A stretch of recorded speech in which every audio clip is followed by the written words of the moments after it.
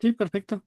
Listo, pues muy buenos días a todas y todos que nos acompañan. Es un gusto que nos acompañen a este webinar celebrando esta parte del mes de la ciberseguridad en el mes de octubre, que nosotros titulamos esta parte de cumplimiento legal y ciberseguridad, dos caras de la misma moneda, que nos complace mucho el día de hoy que nos acompañe el maestro Gustavo Montaño Álvarez en esta conversación donde vamos a explorar cómo el cumplimiento de las leyes de protección de datos se entrelazan en las estrategias de ciberseguridad de las organizaciones. Dentro de esta charla lo que buscamos es justamente analizar estos retos que enfrentan las organizaciones del sector privado y también las entidades del sector público para poder garantizar la privacidad y la seguridad de la información, que a veces se ven como estos dos equipos divididos, pero hay que buscar cómo integrar y sumar esos esfuerzos en la estrategia organizacional. Y al final vamos a abordar también sobre los riesgos más frecuentes y las mejores prácticas que nos permitan alinear justamente estos marcos normativos con medidas técnicas que sean efectivas y que ayuden a atender estos riesgos. Y me complace presentar para abordar este tema, le doy una cordial bienvenida a este espacio y agradezco muchísimo que esté aquí con nosotros el día de hoy el maestro Gustavo. Les voy a leer un poquito de su semblanza. La realidad es que me quedaría corta de toda la información y todos los trabajos que ha realizado Gustavo. Él es abogado especializado en privacidad y protección de datos personales, cuenta con una amplia experiencia en el sector público, privado y académico. Es licenciado en Derecho por la Universidad Nacional Autónoma de México y maestro en Derechos Humanos. Cuenta con una especialidad en transparencia, acceso a la información y protección de datos personales por la UNAM, así como una especialidad en protección de datos por la Universidad Iberoamericana. También posee certificaciones de la Agencia Española de Protección de Datos como especialista y experto, además de un diplomado en privacidad, regulación y gobernanza por parte del CIDE y del Infotec en ciberseguridad e inteligencia artificial. Gustavo trabajó en el INAI durante 9 años, donde participó en la emisión de más de 1,000 recursos y en la construcción de las regulaciones y criterios relevantes en materia de datos personales. Posteriormente fue oficial de privacidad en Scotiabank, México, y responsable de la Oficina de Protección de Datos de la Universidad Anáhuac, México. Es socio fundador de DPC Abogados, que es una boutique legal especializada en privacidad, cumplimiento normativo de protección de datos personales con clientes nacionales e internacionales en sectores como el financiero, asegurador, automotriz, educativo, salud, tecnología y gobierno. También es presidente de la Comisión de Protección de Datos Personales y Seguridad de la Información de la Universidad Anáhuac, México, donde lidera estrategias de cumplimiento, gestión de riesgos y fortalecimiento institucional en materia de privacidad. También es conferencista, articulista en medios nacionales de contenidos especializados en privacidad, ciberseguridad y cumplimiento normativo.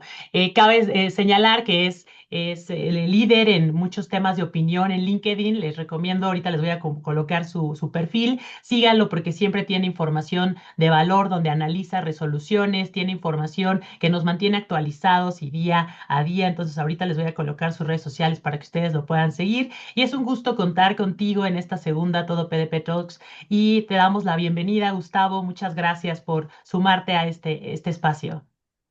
No, al contrario, muchísimas gracias por la invitación. La verdad es que para mí es un honor estar contigo. O sea, ¿con qué mejor experta puedo estar que contigo? ¿No? Entonces, la verdad es que para mí es un honor estar contigo y con todos ustedes.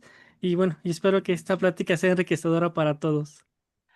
Muchísimas gracias, Gustavo. Pues vamos a comenzar en materia y para empezar esta conversación, pues me gustaría, pues obviamente, dar este pequeño antecedente que habla de, pues, la necesidad de digitalización, de la transformación digital que viene obviamente desde proyectos del gobierno, las organizaciones con todo el auge y boom de tener la inteligencia artificial funcionando en el día a día, todos estos marcos normativos que al parecer nos bombardean y de repente no sabemos cómo adaptarlos o cómo implementarlos. Por ahí vienen revoluciones desde 27701 que se publicó la semana pasada. Tenemos las guías de inteligencia artificial sobre la mesa. Entonces, un sinfín de normas que al final no sabemos a veces las organizaciones cómo integrar. Y por supuesto, esto reta que nosotros podamos integrar estas estrategias de cumplimiento en las organizaciones, ¿no? Bajo ese entorno, pues me gustaría saber, desde tu perspectiva, ¿cómo puedes identificar que se traduzca este principio de responsabilidad demostrada en acciones concretas dentro de las organizaciones y qué sanciones legales enfrentaría una organización cuando no cumple con estas medidas? Bueno, para que se traduzca este principio de responsabilidad proactiva, hay que tener algo muy claro y es algo que siempre le digo a todo mundo. Yo creo que a todo mundo lo tengo cansado con esto, ¿no? Para demostrar que estamos cumpliendo, no solo basta con cumplir y hacer acciones, ¿no? Y hay que demostrar que estamos cumpliendo. Hay que hacer que se vea ese cumplimiento en la operación diaria, ¿no? Esto, ¿cómo lo hacemos, no? Prácticamente hay que documentar todo, tener elementos para poder probar a la autoridad, ¿no? Básicamente, si nosotros tenemos algún proceso en protección de datos personales, en ciberseguridad, pues no basta que tengamos solo la parte técnica, ¿no? Sino también que ante una investigación por parte de la autoridad, en este caso que sería la Unidad de Protección de Datos Personales, o por ejemplo, si es un sector regulado como el sector financiero, ya sea la Comisión Nacional Bancaria y de Valores, pues sí necesitamos tener documentados esos procesos, ¿no? Y para eso, bueno, las leyes sí nos exigen justo tanto la ley de protección de datos personales como la nueva ISO que acaban de sacar, la 27701, y disposiciones, por ejemplo, en sectores hiperregulados como el financiero, el asegurado, el médico también, pues sí nos exige tener como controles mínimos, ¿no? Y la idea es traducir esas leyes o esas normativas en esos controles que podamos operar día a día y tener esa comprobación de la documentación, ¿no? Desde un primer inicio, o sea, primero hay que identificar qué datos tenemos, para qué lo estamos ocupando, ¿no? Esto, bueno, se traduciría en un inventario de datos personales, en los procesos que estamos realizando, identificar las bases jurídicas o si tenemos el consentimiento, identificar con quién compartimos los datos personales y por cuánto tiempo lo conservamos, ¿no? Otro de los elementos que nos va a permitir traducir este principio de responsabilidad proactiva y que es un elemento muy importante y que la verdad es una herramienta para mí que ha sido muy útil a lo largo de los años, es hacer evaluaciones de riesgo o evaluaciones de impacto de privacidad antes de arrancar los procesos, ¿no? En este caso, bueno, cuando identificamos que vamos a afectar a personas o a algún tipo de derecho o datos personales como tal, pues sí realizar este tipo de evaluaciones que nos permitan ajustar a diseño el servicio o producto que vamos a realizar o ofrecer en su caso. Y en este caso, bueno, identificar qué datos podemos quitar o que están sobrando y que no son necesarios para nuestro procedimiento, ¿no? Y también en este caso, a través de las evaluaciones de riesgo, evaluaciones de impacto, sí fortalecer las salvaguardas que se necesitan, ya sean técnicas, administrativas o físicas, para poder tener la información de manera segura, ¿no? Yo sé que a lo mejor sí les repito mucho, o sea, no basta con cumplir, sino demostrar que estamos cumpliendo, ¿no? Ahora, las multas, bueno, las multas con la nueva ley siguen siendo prácticamente las mismas. Sin embargo, recuerden que la multa puede cuantificarse no solo por un acto, sino por varias personas que se quejen sobre el incumplimiento que estamos haciendo. Pero creo que lejos de la multa también el daño reputacional que se está haciendo a la empresa por no cumplir o por identificar algún tipo de incidente de seguridad, pues es costosísimo, ¿no? O sea, hemos visto en muchas noticias cuántas empresas no tienen daños reputacionales por eso, ¿no? Entonces, dicho estadísticamente, el 60% de las empresas, que son micro y medianas empresas, cuando tienen un incidente y salen diario, dicen que la estadística dice que a los 6 meses quiebran, ¿no? Y desaparecen, ¿no? Entonces, el hecho de que exista ese riesgo tan grande, que es un riesgo reputacional, pues creo que a cualquier empresa lo podría espantar bastante. Y creo que aquí pone sobre la mesa temas súper interesantes en la parte de la demostración del cumplimiento, ¿no? Creo que a veces las organizaciones en la adopción de medidas a veces dan por hecho que cumplen sin tener todos los soportes y evidencias que puedan servir, como bien dices, ante un procedimiento como la autoridad, pero además son los insumos que documentan cómo es que yo estoy cumpliendo con cada requisito de la norma. Al final, si no documentamos esos elementos, tampoco tenemos mecanismos que nos ayuden a llegar a un proceso de mejora. Otro elemento importante que tú tomaste y que me gustó mucho esta parte es justamente donde hablas de la incorporación de medidas preventivas, como pudiera ser esta evaluación de impacto que tú ponías, sobre todo porque en el caso del sector privado la evaluación de impacto no es algo obligatorio hasta ahorita, ¿no? No sabemos si después puede haber ese cambio, pero muchas organizaciones tratan de darte la vuelta porque no es un requisito que la norma pida, cuando al final es un elemento, como tú bien lo dices, que ayuda a que tú puedas evaluar riesgos en una etapa temprana. Entonces, creo que cuando nosotros nos llenamos de estas recomendaciones, buenas prácticas para mejorar esta estrategia, nosotros le vamos dando fuerza a todo nuestro programa de cumplimiento. Y no es como tú bien dices, por cumplir la norma, es tener una estrategia coordinada a través de un programa que nos ayude a fortalecer esos elementos. Entonces, creo que del lado de tener toda esta evidencia y soporte que te ayude a atender un procedimiento,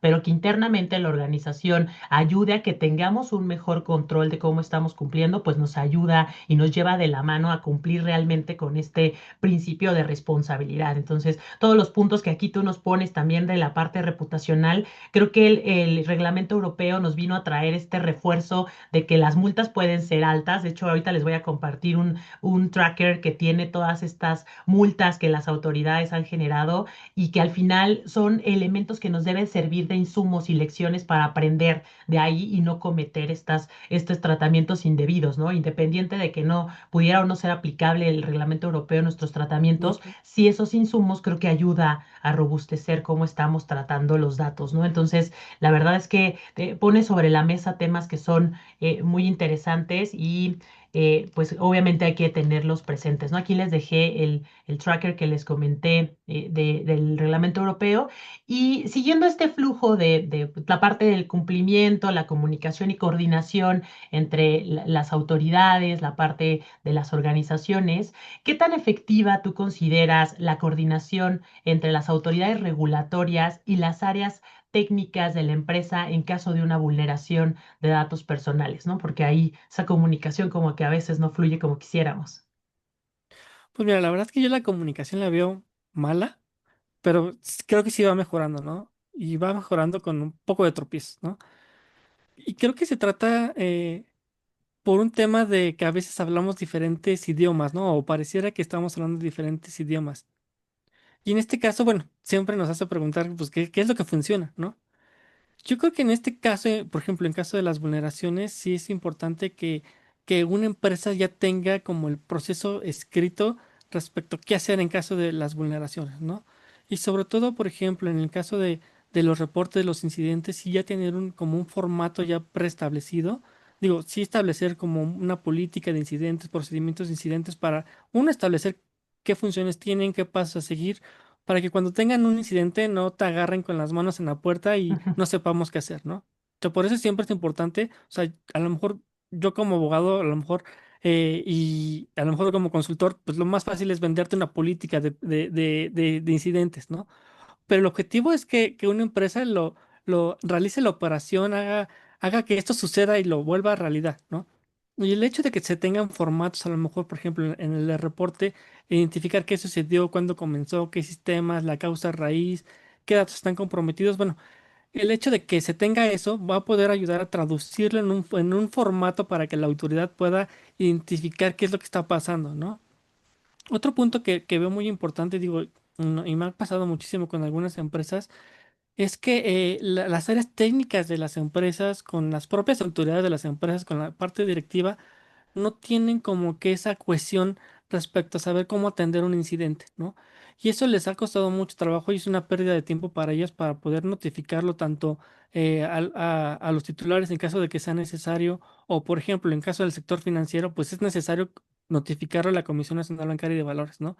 Y el hecho de que no se tenga una ventanilla única para identificar ese tipo de incidentes y saber qué información tienen que informar, la verdad es que hace que se pierda mucho tiempo y que la autoridad pues presione mucho más y existen multas por eso, ¿no? Porque la autoridad ni conoce bien el incidente, ni se reportó correctamente, ni sabemos qué información generó ese incidente, ni quiénes fueron los afectados, ¿no? Algo que recomiendo muchísimo para que exista esa coordinación tanto de las áreas de técnicas como de los directivos de la empresa y la coordinación entre las autoridades, por ejemplo, con la Unidad de Protección de los Personales o con la Comisión Nacional Bancaria y de Valores, si es que las empresas tengan esas documentaciones que permiten identificar cuáles son las evidencias técnicas o jurídicas también para identificar los incidentes y poderlas comunicar directamente con los interesados, ¿no? Ya sea con los titulares, que, bueno, que como sabemos, bueno, en la ley no establece un plazo que debamos notificar a los titulares, pero bueno. la práctica nos ha dicho y el reglamento europeo nos dice que son 72 horas, ¿no? Igual en la Comisión Nacional Bancaria y de Valores, las disposiciones bancarias establece un plazo de 72 horas, ¿no? El hecho es de que tenemos un plazo muy reducido para tener las evidencias y lo ideal, como les contaba, ¿no? Es contar con esas políticas que nos permiten identificar qué evidencias necesitamos comunicar y generar y sobre todo preservar esas evidencias sin contaminarlas, ¿no?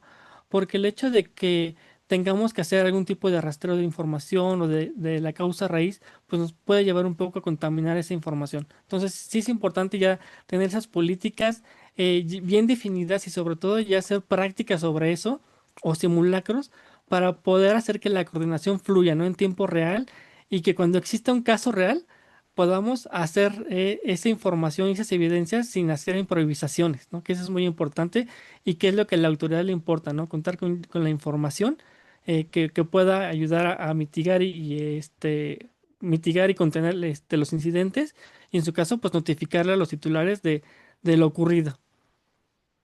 Y aquí pone sobre la mesa temas súper interesantes en esta parte de la gestión de los incidentes para tener todos los soportes y canales de comunicación adecuados. Creo que aquí incluso normas como 27.1, 27.701 que busca que tengamos un directorio de aquellas partes donde tuviéramos que realizar notificaciones, ya sea a nivel de datos personales, pero también dependiendo del sector al que pertenezca, es importante tener este tipo de diccionarios y sobre todo contactos a los cuales yo pueda tener ese acercamiento.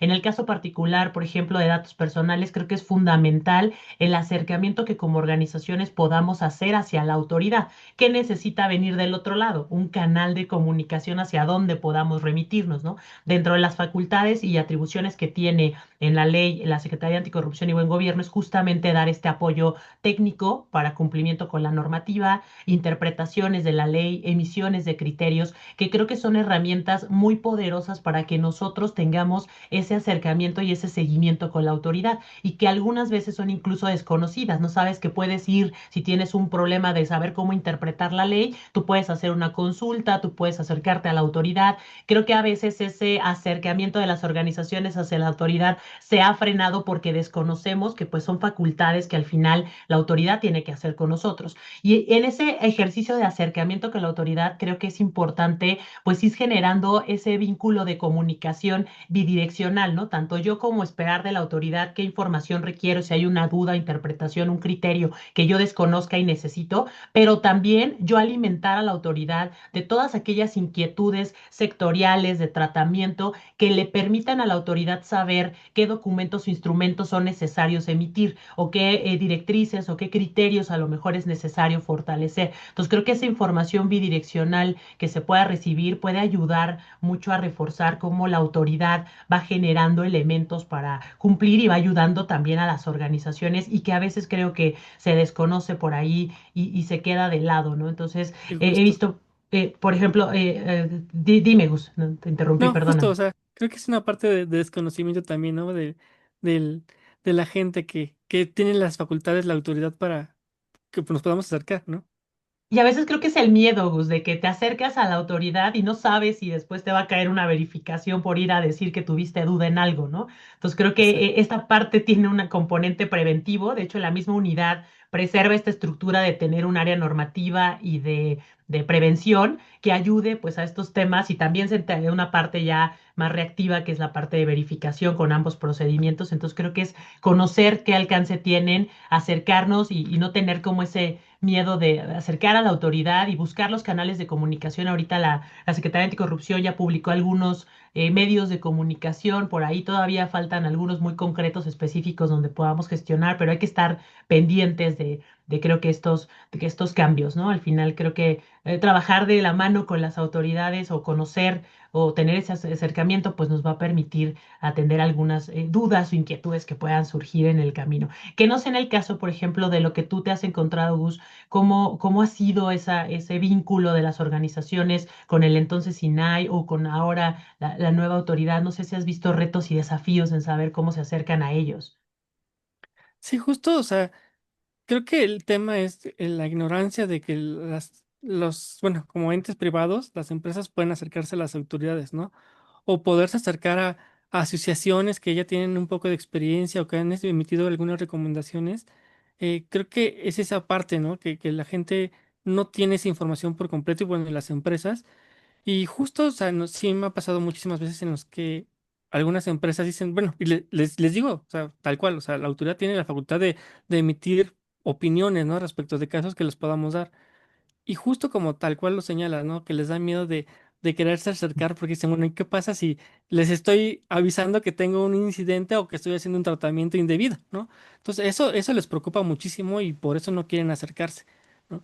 Entonces, creo que sí falta un poco de sensibilización del tema, pero también de exposición de los temas, ¿no? De tratar de sensibilizar a todas las empresas que ya hay criterios, que ya hay guías, que no solamente son criterios o guías que ha emitido el extinto INAI, sino que podemos ver a otros países, podemos ver otras autoridades o otras sociedades, bueno, instancias de la sociedad, tanto nacionales como extranjeras, que han emitido criterios y opiniones que pueden realizarse y pueden servir para la operación del día de las empresas, ¿no? Entonces creo que se trata más bien un poco de acercar y cerrar esa brecha, ¿no? Que tienen las empresas con tanto con las autoridades como con las instancias de la sociedad civil. Excelente esta parte de recomendación donde los refieres a esta parte de las autoridades y de otros instrumentos, ¿no? Porque a veces, pues no nos quedamos solo en el terreno de lo de nosotros, sino también podemos explorar qué alternativas dan una de las autoridades que siempre publica mucho material de valores, la Agencia Española de Protección de Datos. Una ventaja es que está obviamente en esta parte de inglés para quien, la digo español, esta parte de inglés sea una limitante, pues bueno, son materiales muy ricos en cuestiones técnicas, cuestiones de legislativas, o sea, creo que avanza mucho en esta parte muy interesante, ¿no? Y siguiendo en estas preguntas, me gustaría que pudiéramos identificar, Gustavo, qué buenas prácticas tú recomiendas que las áreas de tecnologías de información y las áreas legales puedan implementar para justamente hablar este mismo idioma al momento que gestionan específicamente estos incidentes. O sea, ¿qué nos falta por unir este lenguaje, entendernos, comunicarnos? ¿Qué pudiéramos ahí recomendarles? Bueno, yo voy a hacer una recomendación cero legal y técnica, que creo que la primera, y creo que la necesaria para pasarnos al área técnica y la legal, ¿no? Que es, dejemos los egos que tenemos, ¿no? Como abogados y como técnicos, luego nos cuesta como entender que esta parte de la protección de los datos personales y de la seguridad de la información participan más, ¿no? Hay más participantes dentro de esta actividad. Entonces, el hecho de que entendamos primero que como abogados, que necesitamos al área técnica y que el área técnica también lo necesita a nosotros, nos va a permitir identificar que, que todos participamos y que todos tenemos un rol distinto, ¿no? Que puede parecerse y ser muy parecido y a lo mejor cruzarse, pero que sin uno y en el otro no vamos a poder avanzar, ¿no? Y a partir de eso, de dejar los egos a un lado, sí agarrar las leyes que nos impliquen, en este caso, por ejemplo, la ley de protecciones personales, identificar las ISOs, a lo mejor las disposiciones dependiendo del sector que sea la empresa, y traducir esas leyes y esas obligaciones en controles específicos, ¿no? Por ejemplo, en el principio de minimización, ¿no? No solamente identificar que se tiene que establecer una política, ¿no? Sino que hacer operativa esa realidad, ¿no? O por ejemplo, también con el deber de seguridad, pues no solamente establecer una política de seguridad y dejárselo al área de técnica, ¿no? Sino que identificar qué controles se van a hacer caso por caso, cuál es el ISO específico para materializarlo y a partir de ello no solo implementarlo en la parte técnica, sino que esa parte técnica generar evidencia documental que podamos demostrarlo ante la autoridad en caso de algún tipo de incidente o de algún tipo de verificación, ¿no? Otro punto que veo también es el establecimiento de roles claros, ¿no? Como les decía, o sea, todos necesitamos de todos. Entonces, a partir de ahí, sí identificar qué actividades va a realizar cada una de las personas o cada una de las funciones, valorar qué impacto va a tener la actividad de cada una de las personas, quién va a realizar ciertos documentos, o quién, por ejemplo, pues he visto muchas cosas por ejemplo, en los incidentes cuando dicen, oye, ¿quién le va a notificar al titular, ¿no? Cuando hay un incidente. Entonces, el hecho de que se generen roles claros, eso va a permitir que la operación, que la normatividad la hagamos operativa y que sea día a día, ¿no? Porque pues cuando llega un incidente no sabe ni qué hacer y la gente vuelta para todos lados, ¿no?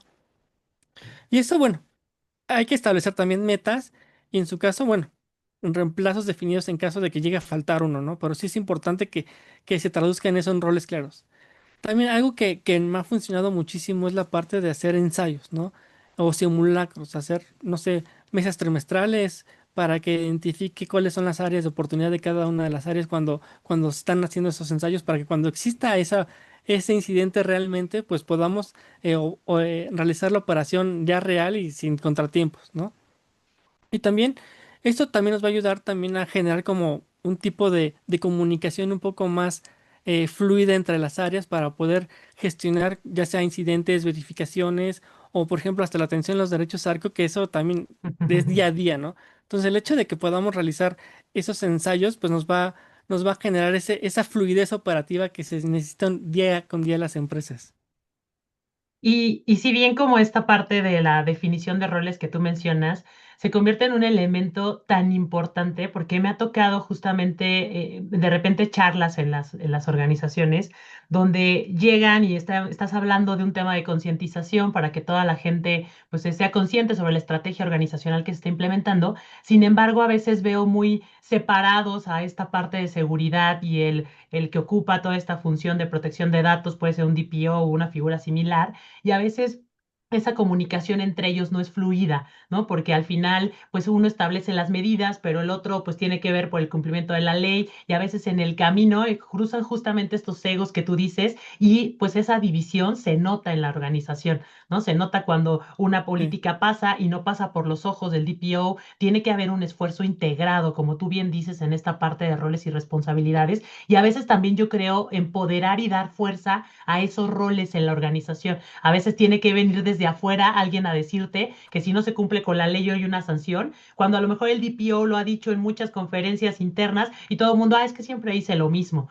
¿no? Y al final es que venga alguien de Justo. externo para tener ese peso y valor. Entonces creo que a veces a las figuras de protección de datos no se les da ese peso organizacional que requieren y obviamente al no tener esa fuerza, pues cuando lo quieres vincular con otros, lo ven como si fuera esa figura de chocolate que solo ve contratos o solo ve avisos de privacidad y no se le ve el peso que tiene esta figura al interior. No sé si tú has percibido algo similar.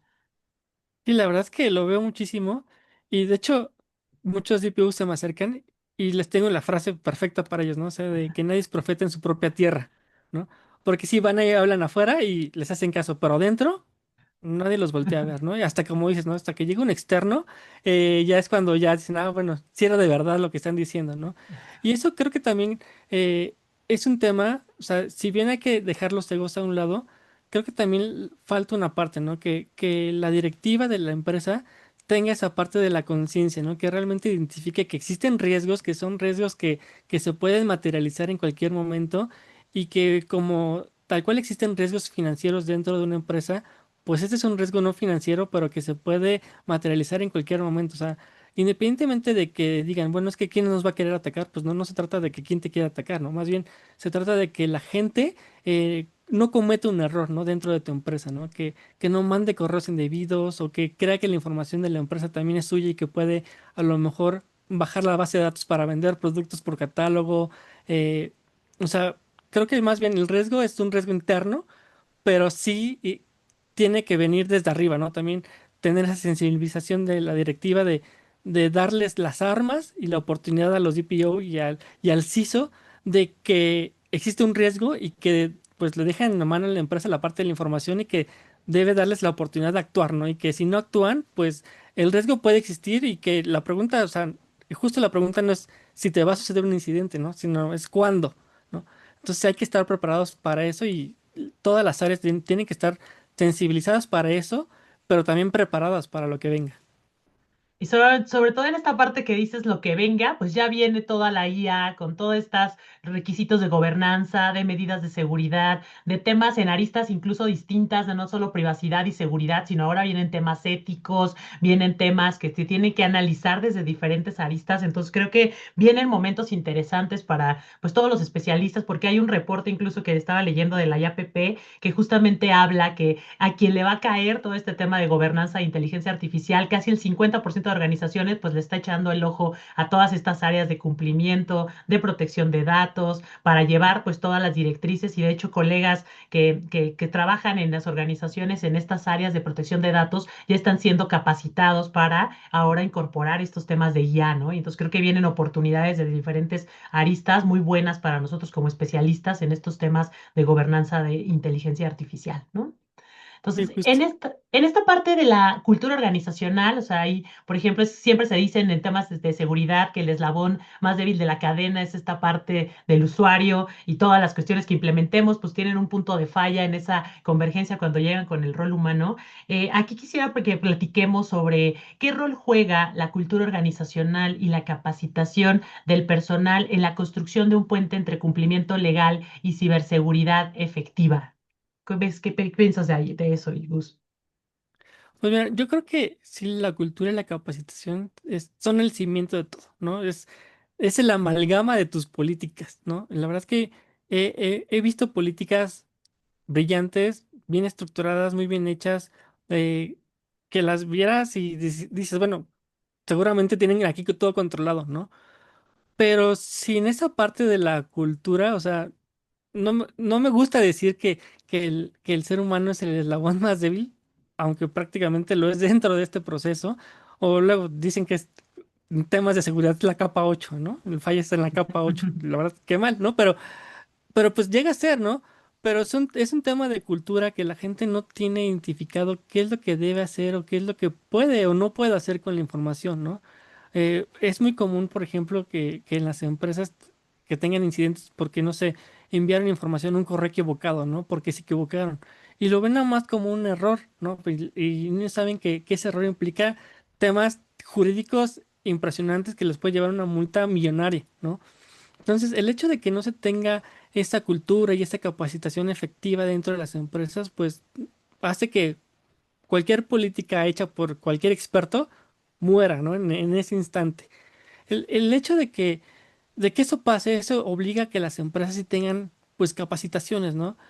Muchos nos preguntan así, oye, ¿cada cuándo tengo que capacitarlos, ¿no? Y la verdad es que es diario, ya sea semanalmente con microcapacitaciones, algún tipo de publicidad, y no hacer cursos eternos de 2, 3 horas, ¿no? Porque el hecho es que cursos eternos, pues la gente no solo los hace por cumplir, ¿no? Sino, no se trata también de capacitar por capacitar, sino hay que sensibilizar a la gente, ¿no? Hacerles ver que lo que puede tener una empresa de datos como dato personal, lo tienen otras empresas sobre nosotros, ¿no? Y hay que invitar a la gente de tratar los datos personales como si fueran suyos, ¿no? De sus familiares, de su mamá, de su papá, de su esposa, y preguntar si realmente quisieran ver esos datos o tratar, o si quisieran tratar esos datos como los trata, ¿no? Y ver los datos expuestos de sus familiares como nosotros los exponemos en algunos casos, ¿no? Entonces, el hecho de que podamos sensibilizar a la gente, la verdad es que eso hace como una cohesión dentro de nuestras políticas, dentro de nuestras empresas, y hace que esa operatividad de nuestros documentos o nuestro sistema de gestión, pues sí se pueda realizar día a día, ¿no? Pero sin eso, la verdad es que por más que tengamos los mejores documentos y políticas, nunca va a funcionar nada.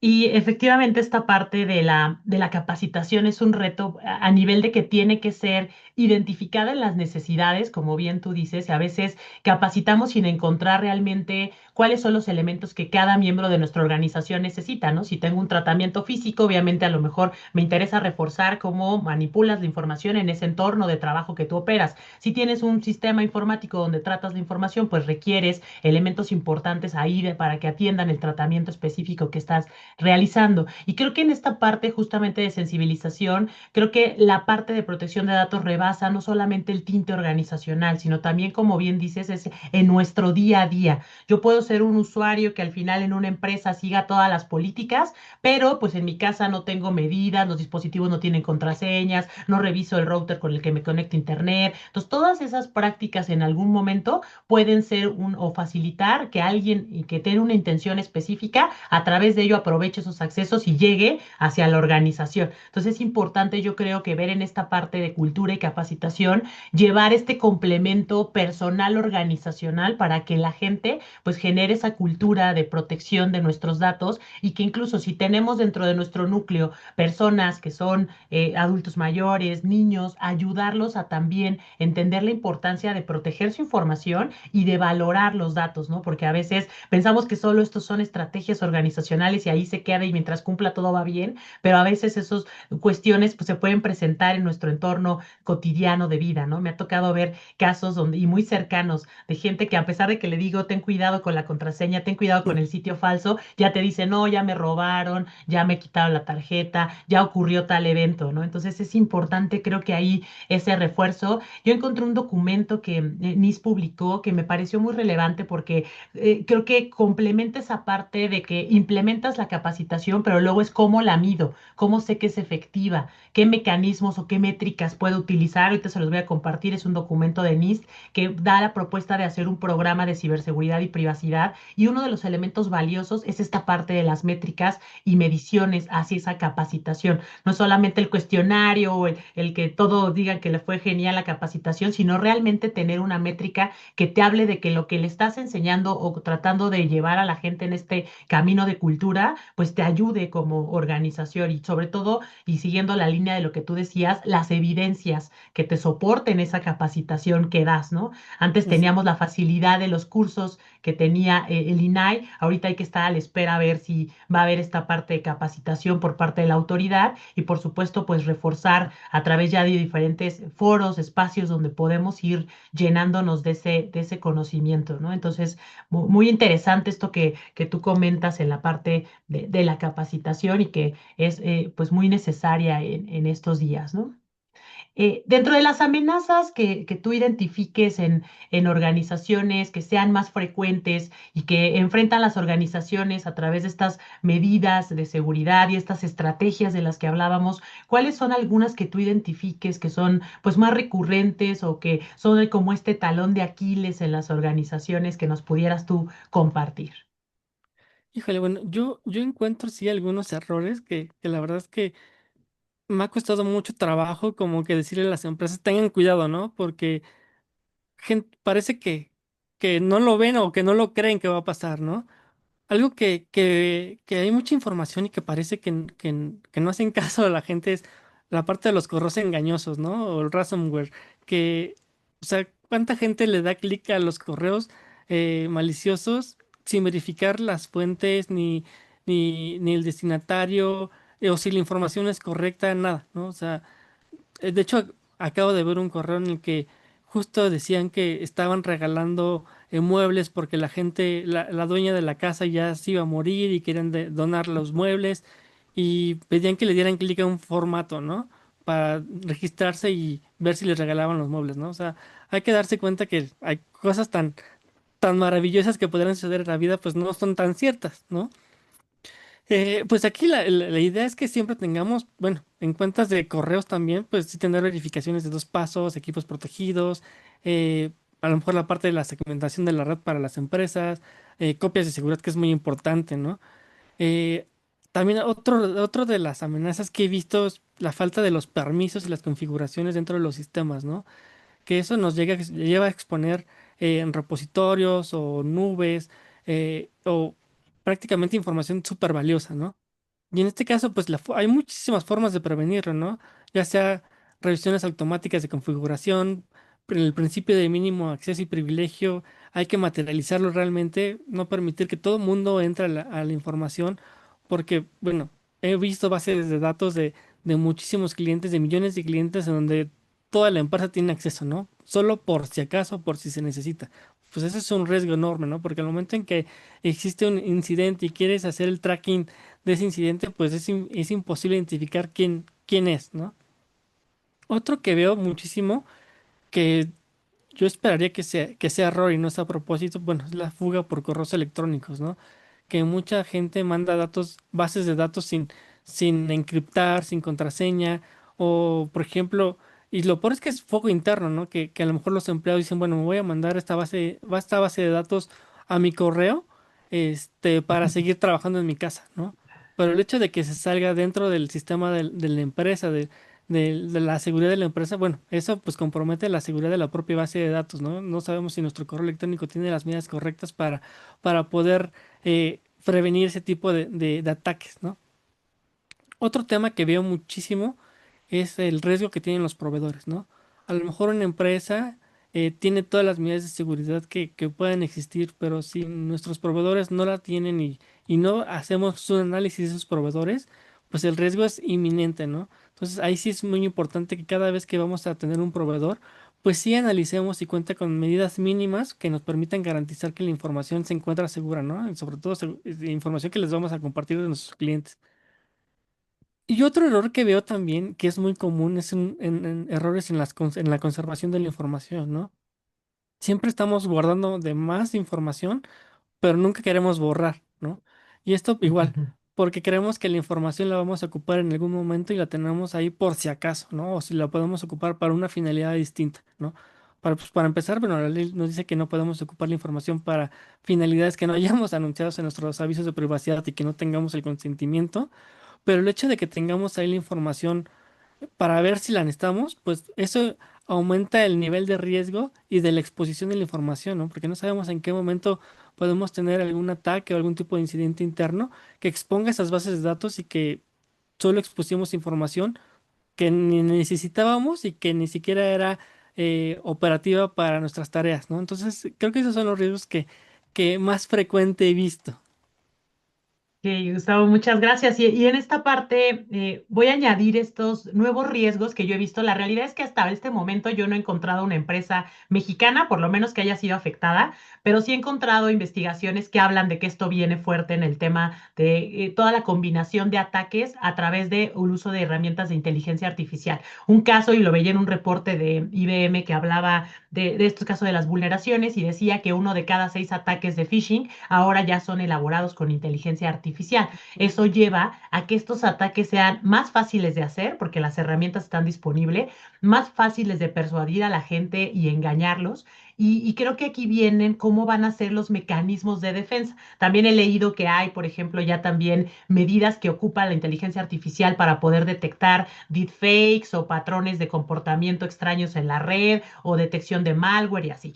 Pero al final es también ver que los atacantes se están poniendo las pilas en el uso de la IA, que cada vez estos ataques son más difíciles de detectar, sobre todo en el caso de los deepfakes, ahorita de herramientas que te hacían un videíto y te veías ahí suplantando la voz o la imagen de alguien, ahora ya son herramientas que pueden hacerlo en tiempo real.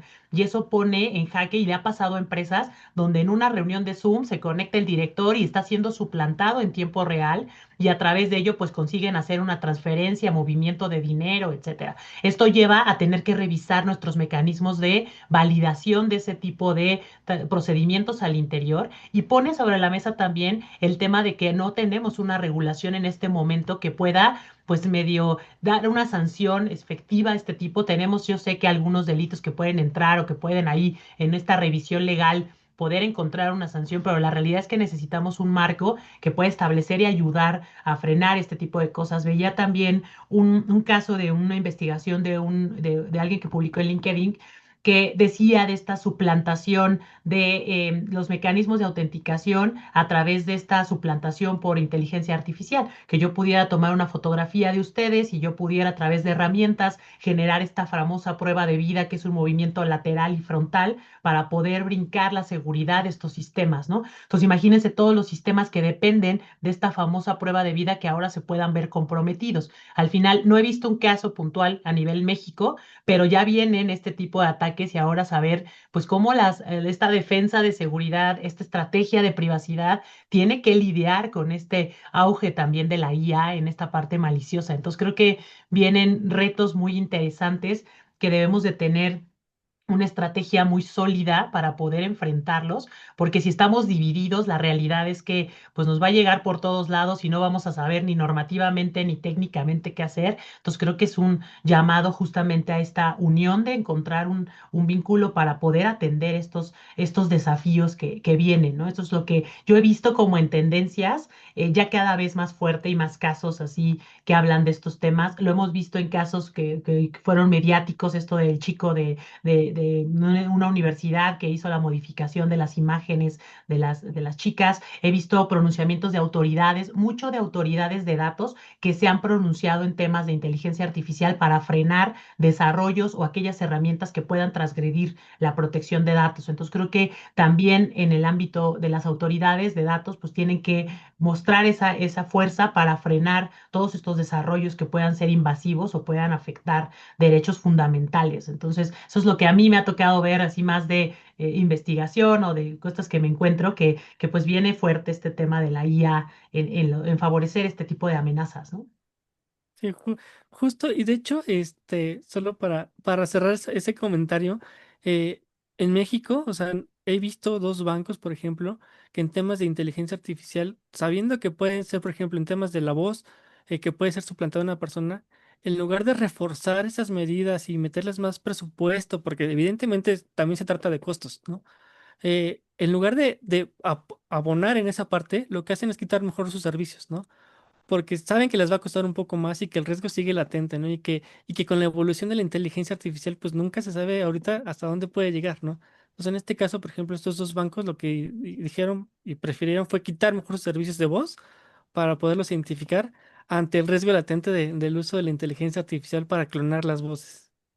Pues ocupan mejor quitar el tratamiento para que no haya la condición de riesgo y con eso atender, ¿no? Entonces es como Exacto.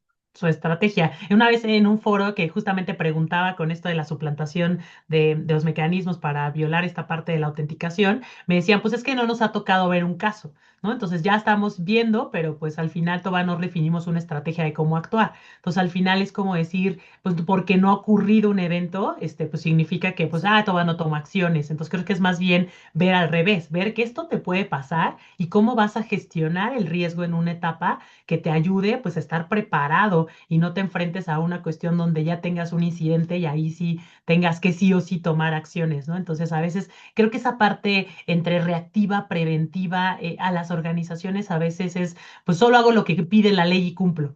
¿No? Pero ya es una cuestión de echarle más y dinero y recursos y todo, y a veces, Ya pues no luego, quieren. ¿no? Lo vamos dejando de lado y ahí se va en un plan y una planeación que se ve muy bien en papel y al final cuando te ocurre un problema es cuando dices, desempólvalo y trae a ver en qué nos quedamos con lo que íbamos a hacer, ¿no? Por acá tengo una pregunta que nos hacen sobre la depuración de información y nos preguntan acá en el chat, ¿es importante depurar la información que se almacena? Sí, pues sí, sí es muy importante. O sea, hay que tomar en cuenta que solo podemos almacenar la información si la necesitamos, ¿no? O sea, no podemos almacenar cualquier tipo de información. Siempre hay que buscar cuál es la finalidad, si es necesaria para la finalidad que vamos a ocupar, y en su caso, pues definir cuáles son los plazos de conservación, ¿no?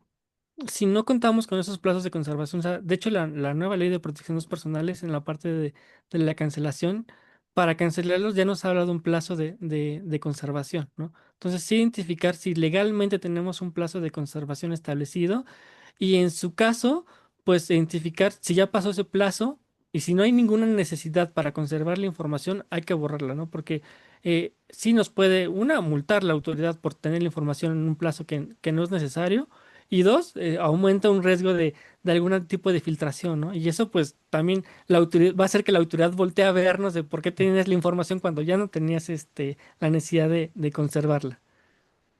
Y siguiendo esta parte de la conservación, por aquí nos preguntan, ¿cuál es el plazo para mantener los datos? En este caso, digo, varía mucho, ¿no? O sea, primero hay que tomar en cuenta si existe alguna disposición legal en la que establezca los plazos de conservación, ¿no? O sea, por ejemplo, en el sector financiero, pues son 10 años a partir de la última interacción con el cliente, ¿no? Igual que en el sector asegurador. En el médico son 5 años, igual a partir de la última atención, ¿no? Pero, por ejemplo, si es una empresa que no tenga algún sector regulado, pues sí hay que definirlo con base en la necesidad, ¿no? Y eso es muy importante porque pues no todas las empresas tienen la misma necesidad, ¿no? A lo mejor una empresa de marketing tiene la necesidad de conservar la información por 10 15 años, pero la justifica, y digo, y esa justificación es válida siempre y cuando hagamos realmente un análisis a través de una evaluación de impacto o algo que lleve a hacer un raciocinio y que podamos demostrar a la autoridad, ¿no? Que eso es lógico, ¿no? Hay que sí demostrar una necesidad, una idoneidad y una proporcionalidad de la información para nuestra finalidad, ¿no? Entonces, respondiendo a esa pregunta, pues no hay un plazo definido para cada dato ni para cada finalidad, ¿no? O sea, es casuístico, pero sí hay que analizar caso por caso y dato por dato.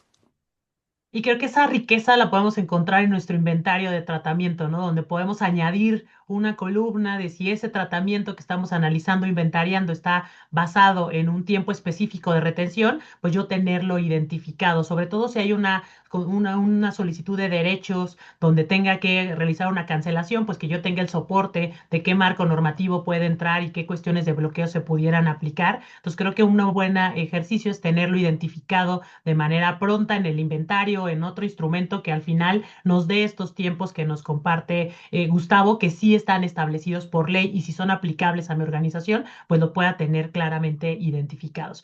Creo que en la parte del sector público es más sencillo porque la ley de archivos sí establece Sí. estas cuestiones de clasificación, tiempos. Entonces creo que ahí sí tenemos un camino. En la parte privada es a veces donde, híjole, cuánto lo retenemos y cómo evalúo esta finalidad. Un buen recurso que nos compartió Gustavo es justamente estas evaluaciones de impacto para saber pues que realmente ese tiempo de lo que lo vas a preservar esté asociado a una finalidad que esté justificada, ¿no? Entonces, creo que esta parte es súper interesante porque la realidad es que a las organizaciones pues no nos gusta borrar esa información porque se puede ocupar, la podemos utilizar, entonces a veces decir borrar nos cuesta trabajo y qué pasa si la respaldo y qué pasa si la tengo, entonces ahí entraríamos con incumplimientos con respecto a la ley, ¿no?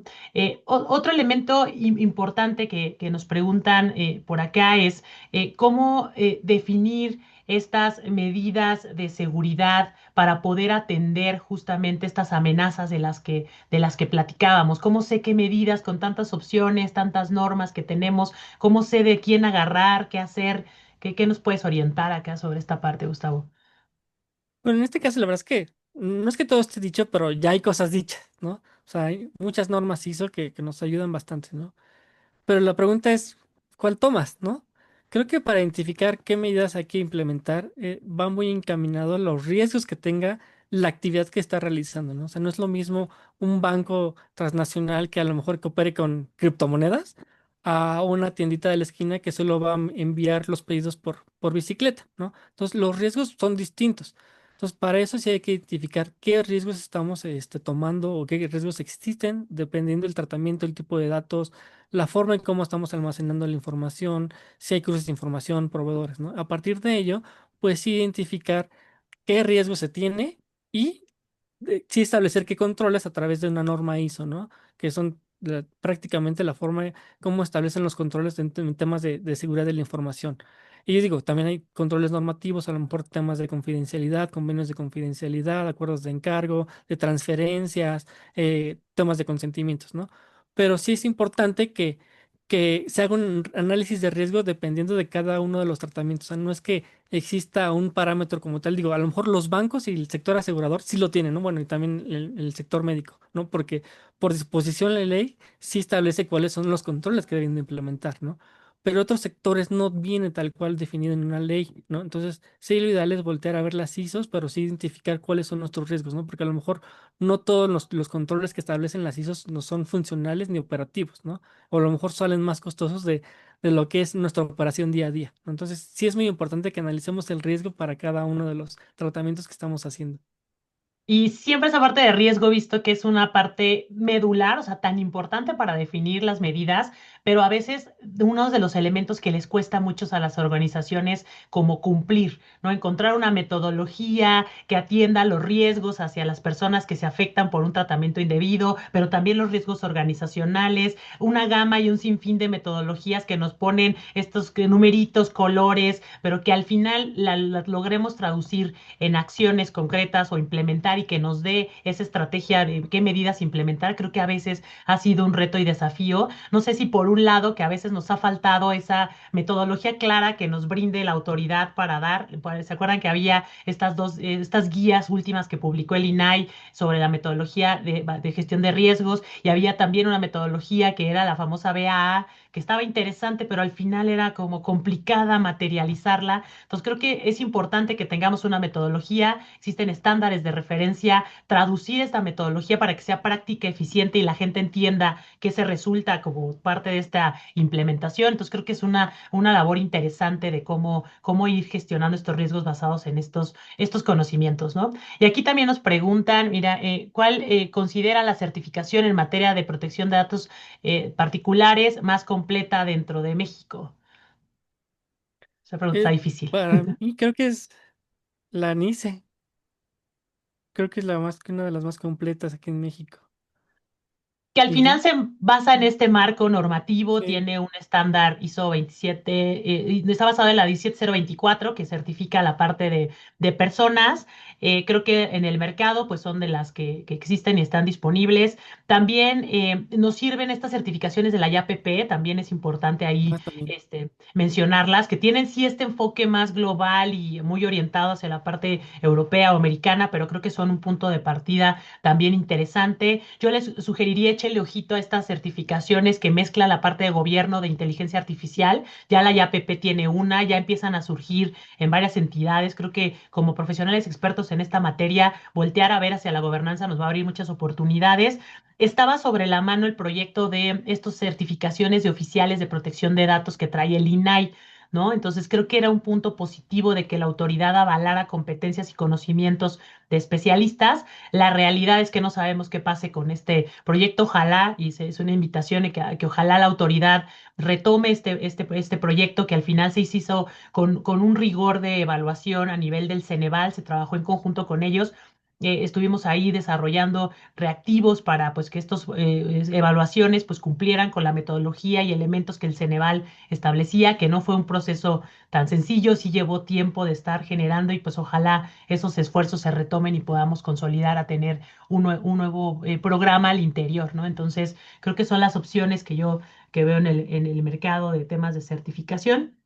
Y al final, pues una invitación a que sigamos actualizados en estos conocimientos. Y ya para cerrar, Gustavo, ya de dar este tiempo para el cierre, me gustaría una reflexión muy breve con lo que tú quieras cerrar tu participación y que nos deje ese mensaje para detonar en miles de ideas y miles de cosas que podemos hacer en nuestras organizaciones. Bueno, yo como reflexión, sí los invito a todos a todas las empresas y a todos los que estemos en alguna empresa, que tratemos los datos personales como si fueran nuestros o de nuestros familiares o de cualquier allegado, ¿no? Que no tratemos los datos como si fuera cualquier estadística más, ¿no? Son personas también, tienen dignidad y el hecho de que nosotros podamos colaborar dentro de las instituciones para poder proteger la información, pues eso va a servir para que la empresa tenga también un reconocimiento de que es una empresa socialmente responsable, que cumple con estándares y que va a generarle confianza al público, ¿no? Y que al final, pues eso se traduce a lo mejor en una ventaja competitiva frente a otros competidores en el mercado, ¿no? Entonces sí les invito a que tratemos los datos personales de los demás como si fueran nuestros. Muchísimas gracias, Gustavo. Ha sido un honor estar aquí contigo el día de hoy. Agradezco tus interesantes aportaciones, tus puntos de vista, toda tu experiencia que nos has compartido en este pequeño espacio. Y gracias también a todas y todos los que nos acompañaron por conectarse, por registrarse, por estar aquí interesados en estos temas. Desde todo PDP seguimos generando estos espacios de análisis, de diálogo para justamente llevar estos temas de vanguardia, promover una cultura de protección de datos personales y ciberseguridad con una visión global. Nos vemos en la próxima Todo PDP Talks del mes de noviembre que les adelantamos, pues tendremos una invitada que nos va a acompañar desde Argentina a platicar sobre las vulneraciones de datos personales en el enfoque comparado México-Argentina y que tengan un excelente día y muchísimas gracias por ser parte de este espacio. Hasta luego y muchas gracias. Hasta luego, muchísimas gracias.